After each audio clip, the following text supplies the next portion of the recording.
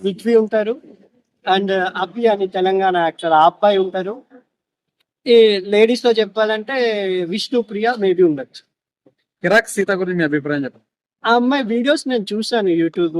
అక్కడ ఉన్నంత active big boss 8 లో ఆమె కనబడడం లేదు. అది ఎందుకో అక్కడ ఉన్న అటాచ్ మీద నచ్చలేదేమో తెలియదు కానీ ఆ అమ్మాయి అంత యాక్టివ్ లేదు. ఇంకా యాక్టివ్ ఉంటే ఆ అమ్మాయి కూడా టాప్ ఫైవ్ లో ఉండొచ్చు.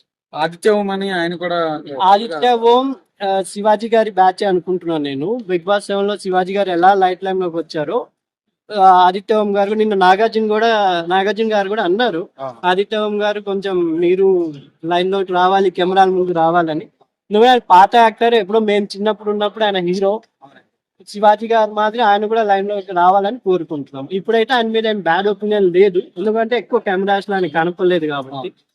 ఓకే, సాటర్డే మళ్ళీ సండే మళ్ళీ ఎలిమినేషన్ ఉంటే ఎవరు అవుతారని మీ అభిప్రాయం?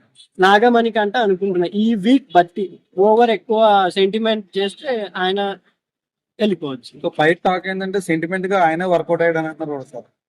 సెంటిమెంట్ ఎక్కువ సార్లు వర్కౌట్ కాదు, కానీ ఎందుకంటే ఫ్యామిలీ ప్రాబ్లమ్స్ అందరికీ ఉంటాయి.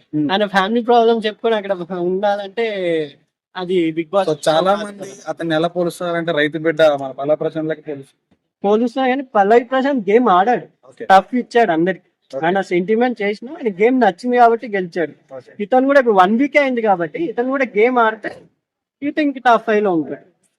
ఈసారి లేడీస్ లో అందరు కొంచెం డల్ అనిపిస్తుంది. ఒక సోనియా ఆ అమ్మాయి కొంచెం యాక్టివ్ అనిపిస్తుంది. బేబీ యొక్క యాక్టివ్ ఉన్న ఆమె ఓవర్ వల్ల ఆమె విష్ణుప్రియ కూడా కొంచెం టార్గెట్ చేసినట్టు అనిపిస్తుంది. విష్ణుప్రియ యాక్టివ్ గా ఉన్న ఆమె గేమ్స్ ఆడటం లేదు. ఎక్కువ ఓవర్ థింక్ చేస్తుంది. ఆమె స్మైల్ కి అందరూ భయపడుతున్నారు. పృథ్వీ అని ఒక అబ్బాయి ఉన్నాడు కదా సార్, ఆ అబ్బాయి కూడా టాప్ 5 ఉంటాడు. కొంచెం యాక్టివ్ ఉన్నాడు అబ్బాయి. ఇంకా రాను గేమ్స్ లో స్ట్రాంగ్ ఉంటాడని నేను అనుకుంటున్నాను. Thank you.